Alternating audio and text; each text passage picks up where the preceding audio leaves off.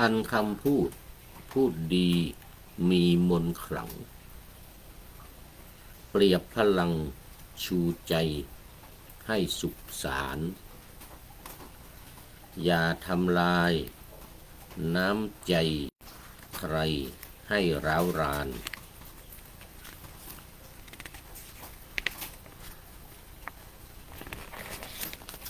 จนรำคาญขุ่นข้องหมองวิญญาแม้จะคิดเอื้อนเอ่ยเฉลยถ้อยจงเรียงร้อยด้วยไมตรี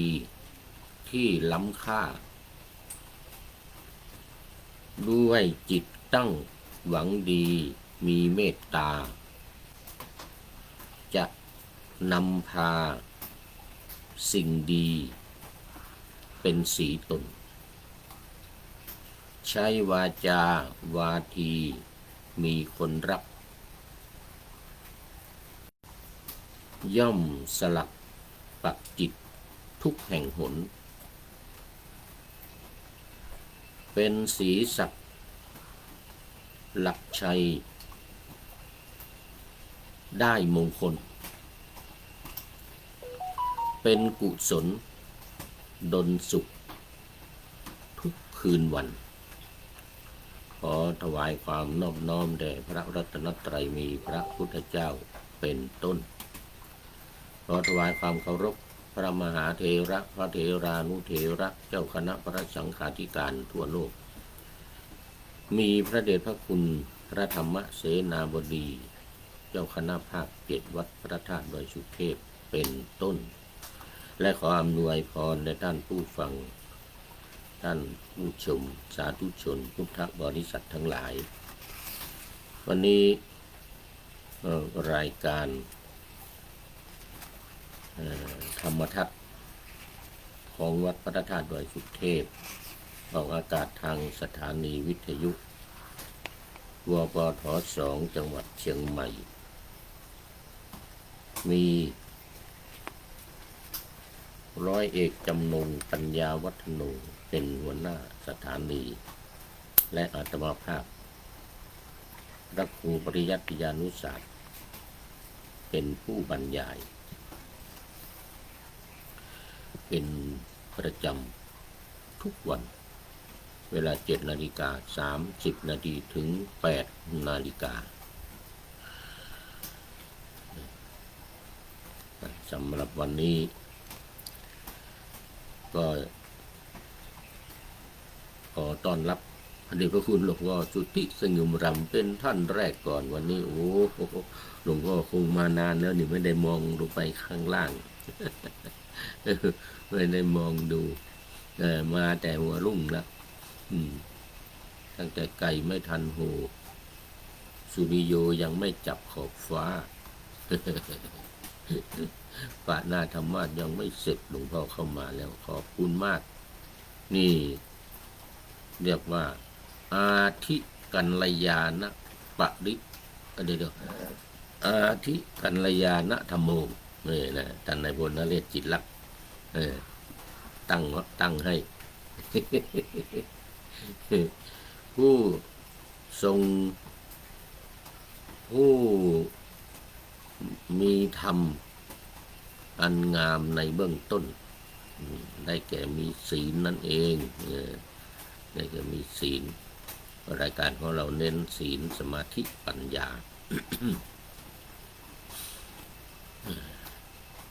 มีศีลสมาธิปัญญาเมื่อไหร่ก็นั่นหมายถึงมรรคมีองค์8มรรค8ก็สมบูรณ์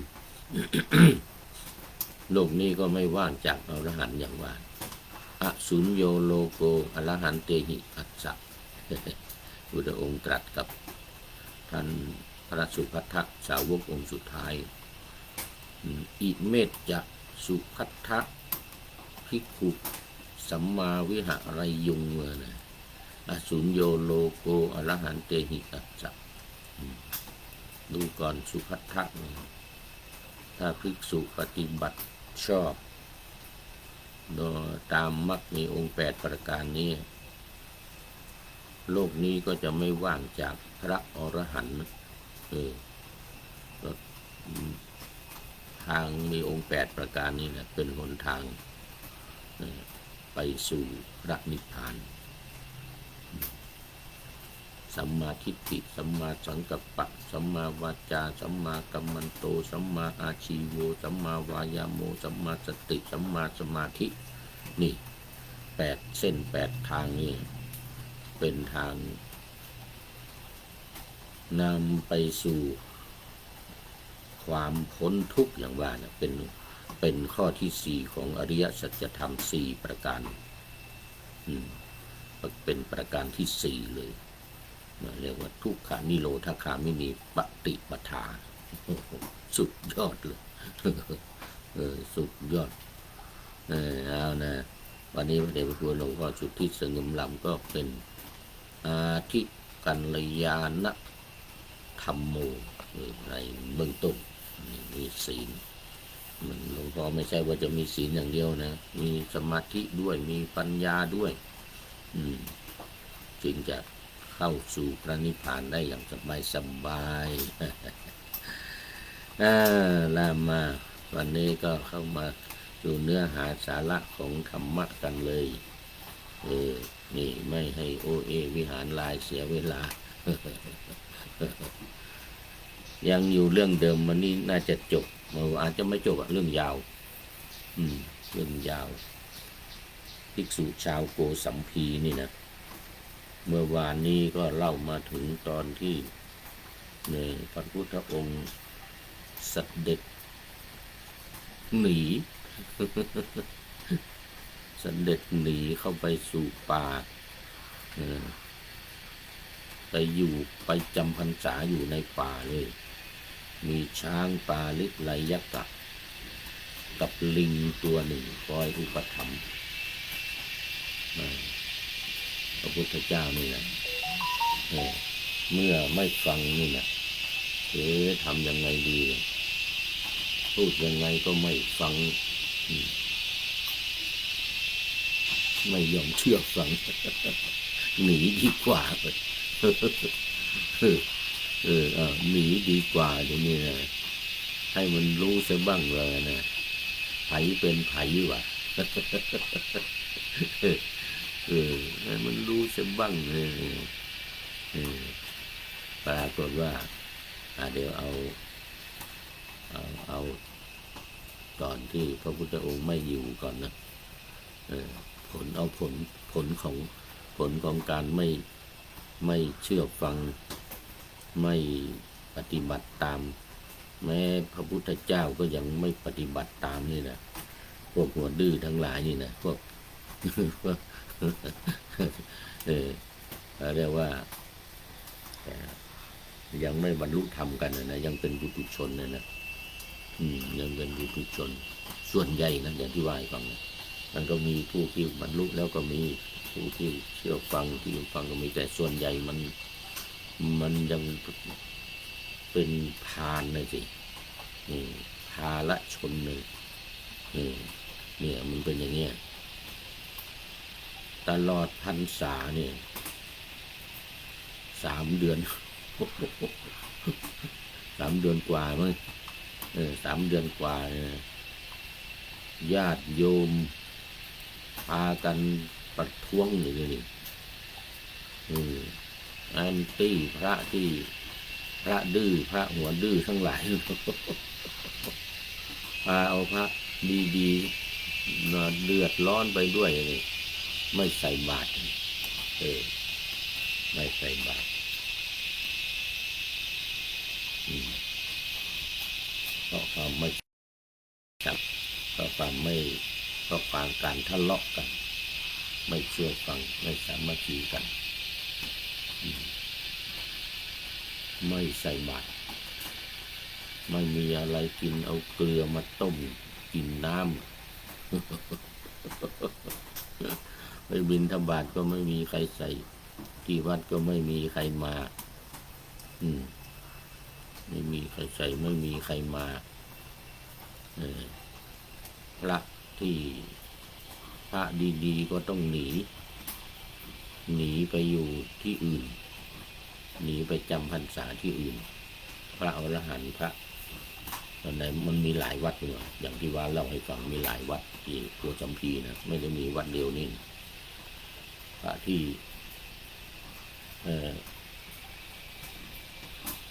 อยู่ไม่ได้ไปก็ย้ายไปจำพรรษาวัดอีกวัดหนึ่งมันมี3 วัดเศรษฐี3 คนสร้างวัดในเมืองโกสัมพีนี่นะเหลือแต่พระที่ทะเลาะกันนะ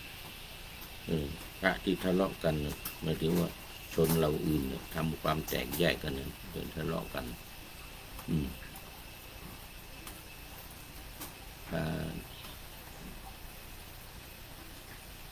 ไม่มีอะไรกินโ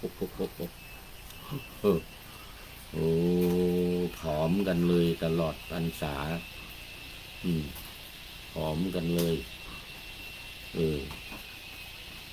กินอะไรก็หาอะไรกินกันไปต้มน้ำกินต้มเกลือกินอย่างว่านะ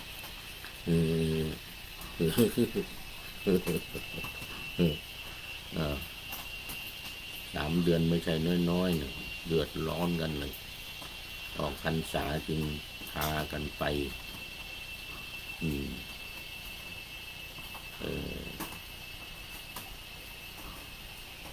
นนสาวัตถีออกพรรษาพากันไปสาวัตถีไป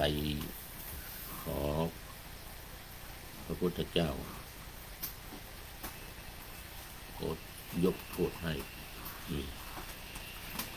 ที่ไปโน่นก็พระเนนก็รังเกียจอีกเราก็จัดให้อยู่มุมหนึ่งที่เมืองสาวัตถีนะที่วัดเชตวันนะก็ก่อนไปก็ส่งข่าวไปก่อนเราก็รู้หมดอย่างว่านะพระเนนในวัดก็รู้หมดนะแต่ก็ยังดีอยู่ยังมีฉันยังมีฉันไปบิณฑบาตได้มีฉันอยู่เพราะว่าไม่ใช่ที่ไม่ใช่ที่โกสัมพีแล้ว ในเมืองโกสัมพีนั้นไม่ได้กินไปบิณฑบาตก็ไม่ได้แต่ไปสาวัตถียังบิณฑบาตได้ยังบิณฑบาตมาฉันได้แต่ว่าอยู่ในกลุ่มของตัวเองในมุมหนึ่งทางทิศตะวันตกเฉียงใต้หลังศาลตัดสินคดีนะอยู่หลังศาลตัดสินคดีนะเป็นหมู่อยู่ที่นั่นภิกษุทั้งหลายชนทั้งหลายเข้ามาเขาก็เป็นที่รู้กันหมดแต่ไปบิณฑบาตมีอาหารกินอยู่ในโรงอาหารโรงครัวก็มีฉันอยู่มีฉันอยู่นี่นะจะโทษของการไม่สามัคคีกันโทษของการทะเลาะกันนี่นะไม่เชื่อฟังกันนี่นะคราวนี้ย้อนมาถึงไปถึงพระพุทธเจ้าบ้างพระพุทธเจ้าบ้าง3 เดือนที่จำพรรษาอยู่ในป่าเนี่ยมีช้างแสนรู้นี่เล่าถึงช้างหน่อยช้างนี่ก็หนีจากหมู่เหมือนกันเหมือนกันนะเหมือนกันกับพระพุทธเจ้านะพระพุทธเจ้าหนีจากภิกษุที่ทะเลาะกันนะแต่ช้างตัวเนี้ยเป็นช้างที่หนีจากโขลงมีช้างพังช้างตัวเล็กตัวน้อยที่เบียดเสียดไม่เชื่อกันทะเลาะกันเหมือนกันนะ ในกลุ่มในกลุ่มของช้างในป่าเนี่ยนะช้างลูกน้องอันนี้เป็นช้างหัวหน้าคือมันก็ไม่ทำนองทะเลาะกันนะก็คือแบบว่าเกเรหน่อยมันก็เนี่ยมีช้างเกเรไม่ทุกตัวอย่างว่านะมีช้างเกเรไม่ค่อยอยู่ในถ้อยไม่ได้อยู่ในโอวาทนี่เนี่ยโดยเฉพาะช้างพังบางนะช้างตัวเมียนะเบียดเสียดสีอะไรกันโอ้ไม่อยู่ไม่เป็นสุขเลยนะช้างอยู่ไม่เป็นสุขตัวหัวหน้าหัวหน้าเบื่อนายช้างพวกนี้ก็หนีออกจากโขลงไปเจอพระพุทธเจ้าพอดีเหมือนช้างปาลิไลยกะนี่นะเราไปพบเจอพระพุทธเจ้าพอดีโอ้ก็เลยได้อยู่อุปถัมภ์อุปถากพระพุทธเจ้ามันเป็นบุญในชาติก่อนปางก่อนโอ้ตอนนี้ขอต้อนรับท่านพระครูธรรมธรสุริยันสันตจิตโต FC ตัวจริงมาแล้วกราบนมัสการครับพระอาจารย์นะโอ้ FC ตัวจริงเดี๋ยวคืนนี้หลังจากทำวัดโอ้ตอนนี้กี่โมงกี่ยามแล้วนี่เลยเวลาเรื่องเนี่ยอ๋อยังนี่เดี๋ยวต้องขึ้นไปทำวัดก่อนทำวัดเสร็จแล้วไปวันนี้มีงานงานศพตั้งอยู่2-3 วันแล้วเดี๋ยวจะพนักกิจศพวันที่13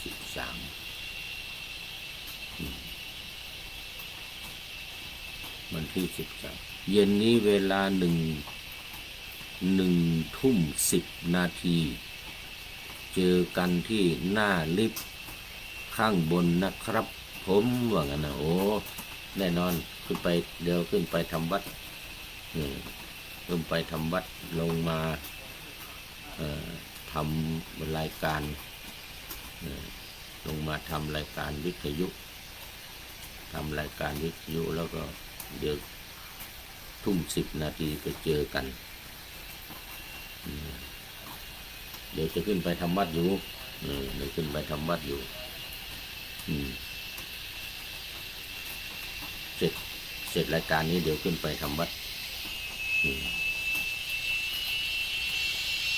ความจริงมีอีกงานหนึ่งนะวันที่11ตอนเย็นจะได้ลงไปที่วัดป่าแดงจะต้องไปนอนวัดป่าแดง1 คืนตอนเช้าไปงาน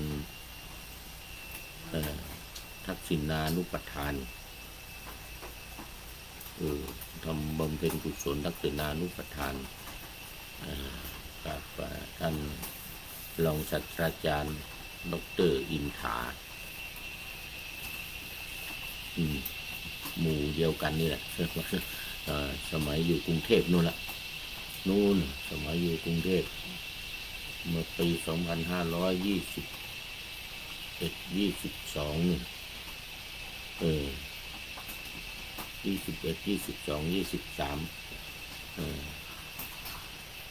ท่านรองศาสตราจารย์ดร.อินถาอำเภอคนสันป่าตองนี่ตอนนี้ศพนี่ไปแล้วพระราชทานเพลิงศพไปแล้วที่เห็นว่าที่อยุธยาเห็นว่าที่อยุธยาแล้วตอนนี้ญาติก็จะ มาทำบุญอุทิศส่วนกุศลทักษิณานุปทานไปให้ที่บ้านเอากระดูกมาเลยนะเอากระดูกมา ที่อำเภอสันป่าตองนี่นะวัดศรีปันเงินวันที่12โดยโอกาสนี้ประชาสัมพันธ์ไปในตัวให้คนรู้จักมักคุ้นญาติสนิทมิตรสหาย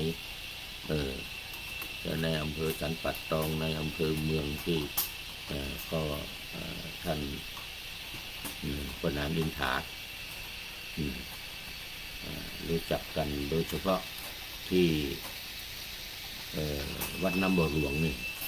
ก็เดี๋ยวพระคุณหลวงพ่อเดี๋ยวต้องไปเจอกันละ หลวงพ่อเจ้าคุณหลวงพ่อเจ้าคุณอินถาเหมือนกัน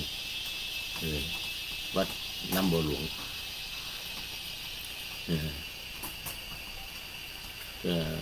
ที่ปรึกษาเจ้าคณะภาค7นี่นะเดี๋ยวพระคุณหลวงพ่อสมัยอยู่กรุงเทพก็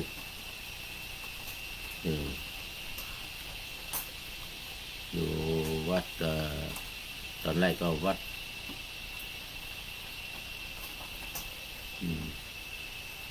สังเวชแล้วก็ไปเป็นเจ้าอาวาส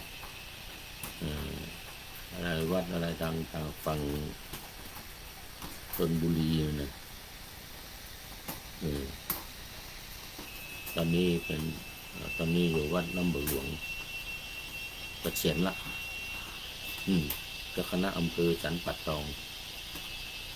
เป็นที่ปรึกษาเจ้าคณะภาค7ตอนนี้เป็นเจ้าคุณลืมชื่อไป ลืมชื่อไปว่าพูดวันที่12นี้ไปเจอกันละหมู่ฝูงที่อยู่กรุงเทพกันสมัยนั้นเพราะนั้นอินถารองศาสตราจารย์ดร.อินถานี่ก็เป็นคนสันป่าตองนี่แหละ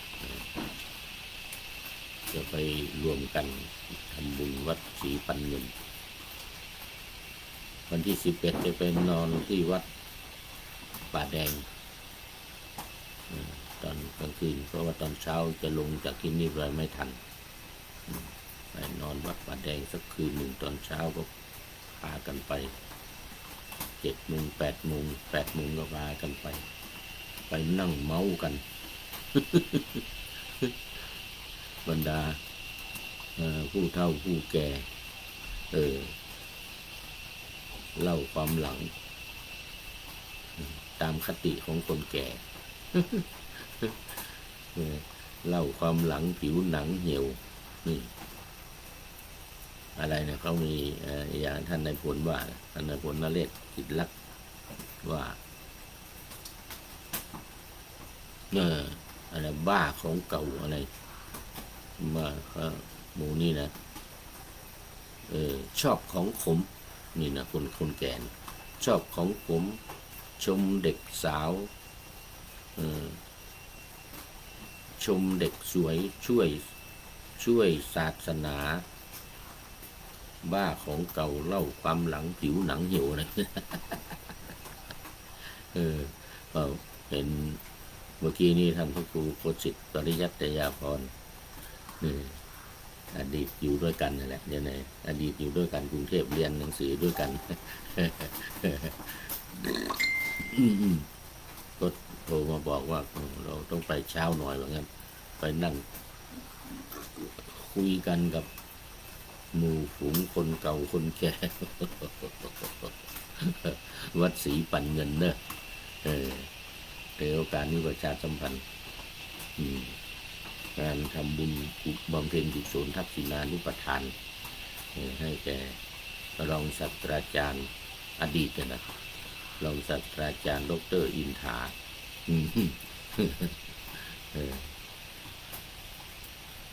จะเสียดายท่านอาจารย์พระครูน่าจะไปหรือเปล่าไม่รู้นะวัดพวกหงส์ท่านพระครูประชิตวัดพวกหงส์โอ้เยอะพักพวกเพื่อนฝูงที่อยู่ด้วยกันกรุงเทพสมัยนั้น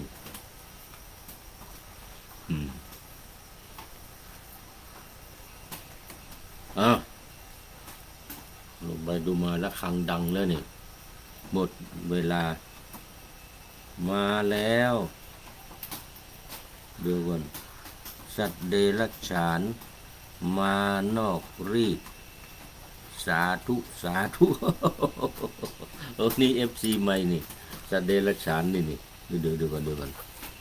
สัตว์เดรัจฉานมานอกรีดนี่โอ้FC ใหม่นี่เดี๋ยวต้องเขียนไว้ก่อนนี่ก่อนสัตว์เดรัจฉานโอ้มานอกรีดโนมานอกรีดนี่โอ้นี่จะต้องไปดูโปรไฟล์ก่อนโอ้ไฟดับต้องขอไฟดับแล้วมึงไม่ได้เปิดหน้าต่างโอ้มืดเลยเหมือนอยู่ในถ้ำเลย โอ้เหมือนอยู่ในถ้ำเลยแล้วก็เวลาก็หมดพอดีเลยอ้าวเดี๋ยวทำยังไงดีเนี่ยเดี๋ยวต้องเอานี่ส่องมาก่อนไฟมันดับจะตอนนี้เดี๋ยวหาไฟตรงนี้ส่งหน่อยก่อนหาไฟตรงนี้ส่งหน้านี่นี่เดี๋ยวเอาไฟตรงนี้ส่งหน้าหน่อยโอ้กำลังสัตว์เดรัจฉานมานอกฤทธิ์กำลังเข้ามาพอดีเป็นปริโยสานะกัลยาโนกัลยาณธรรมโมเป็นปริโยสานะกัลยาณธรรมโมเดี๋ยวต้องใช้ไฟนี่ส่องหน่อยมืดหน่อยเหมือนอยู่ในถ้ำเดี๋ยวท่านนายพลว่ามันเหมือนอยู่ในถ้ำเลยนะ เดี๋ยวพี่ในตีแก้วเคนนะตอนนี้ขอต้อนรับสัตว์เดรัจฉานมานอกรีดนี่เนาะ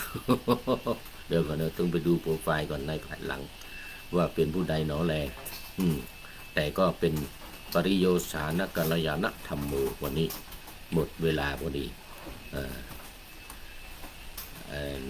เขาเรียกว่าเป็นผู้มีความงามในที่สุดแล้วก็เข้าสู่เส้นชัยของรายการในวันนี้คือปัญญาศีลสมาธิปัญญาปริโยสานกัลยาณังมีความงามในเบื้องสุดคือปัญญาเอาเรื่องนี้เอาไว้ก่อนนะยังไม่จบแน่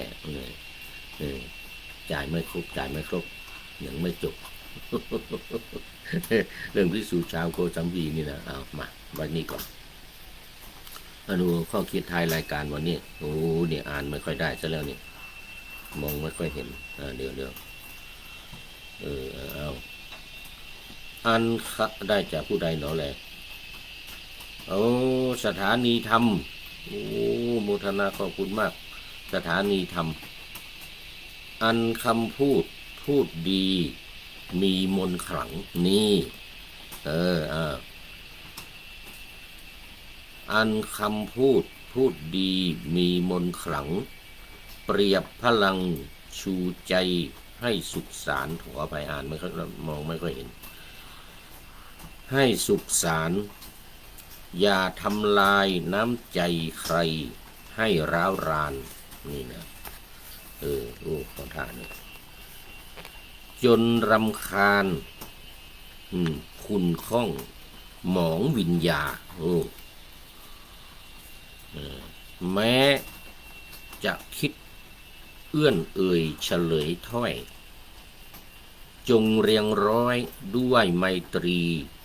ที่ล้ำค่าด้วยจิตตั้ง